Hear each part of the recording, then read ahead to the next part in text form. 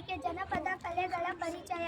ಜನಪದ ಕಲೆ ಭಾರತ ಸಂಸ್ಕೃತಿಯ ತಾಯಿ ಬೇರುಗಳಿದ್ದಂತೆ ಇವು ಗ್ರಾಮೀಣ ಭಾರತದ ಜೀವಳವಾಗಿಯೇ. ನಮ್ಮ ಕಲೆ ನಮ್ಮ ಹೆಮ್ಮೆ. ಯಕ್ಷಗಾನ ಇದು ವಿಶಿಷ್ಟವಾದ ಶೈಲಿ. ಇವರಲ್ಲಿ ಮಾಡಲೋಪಾಯ, ಪಡವಲೋಪಾಯ, ತೈಕುತಿಟ್ಟು, ಬಡಗುತಿಟ್ಟು, ಬಡಬಡಗುತಿಟ್ಟು ಎಂಬ ವಿಧಗಳಿವೆ.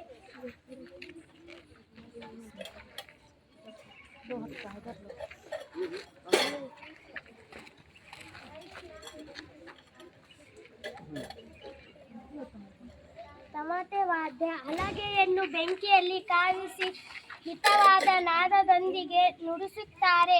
ಹಲಗೆಯ ಕಂಠಕ್ಕೆ ತೊಗಲಿನ ಬಾರು ಇರುತ್ತದೆ. ಹೆಗಲಿಗೆ ಏರಿಸಿ ಎದೆಯ ಎಡಭಾಗಕ್ಕೆ ಎತ್ತರಿಸಿ ನುಡಿಸುತ್ತಾರೆ.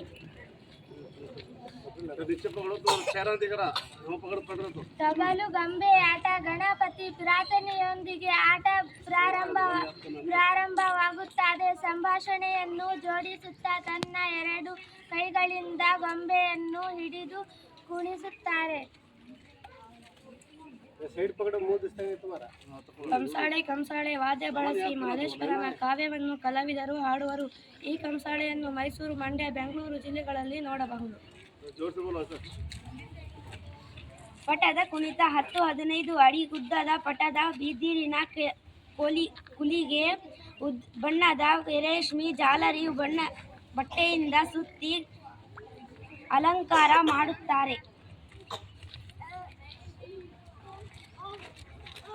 ಡೊಳ್ಳು ಕುಣಿತ ಡೊಳ್ಳು ಬಾರಿಸಿ ಕುಣಿಯುವುದರಿಂದ ಇದಕ್ಕೆ ಡೊಳ್ಳು ಕುಣಿತ ಎಂದು ಹೆಸರು. ಉತ್ತರ ಕರ್ನಾಟಕದ ಬಹುಪಾಲು ಜಿಲ್ಲೆಗಳು ಹಾಗೂ ಚಿತ್ರದುರ್ಗ, ಶಿವಮೊಗ್ಗಗಳಲ್ಲಿ ಪ್ರಚಲಿತವಿರುವ ಡೊಳ್ಳು ಕುಣಿತ ವಿಶಿಷ್ಟವಾದುದು.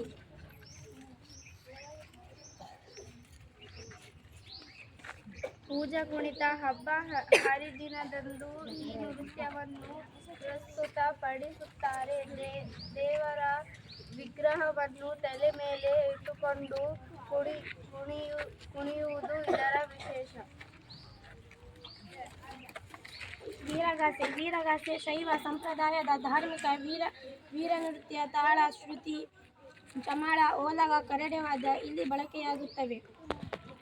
ಸುಗ್ಗಿ ಕುಣಿತ ಸುಗ್ಗಿ ಸಮಯದಲ್ಲಿ ಕುಣಿಯುವ ಹಾಡುವ ಸಂಪ್ರದಾಯವೇ ಸುಗ್ಗಿ ಕುಣಿತ. ಲಯಕ್ಕೆ ಅನುಗುಣವಾಗಿ ಸುಗ್ಗಿ ಹಾಡುಗಳಿಗೆ ಕುಣಿಯುತ್ತಾರೆ.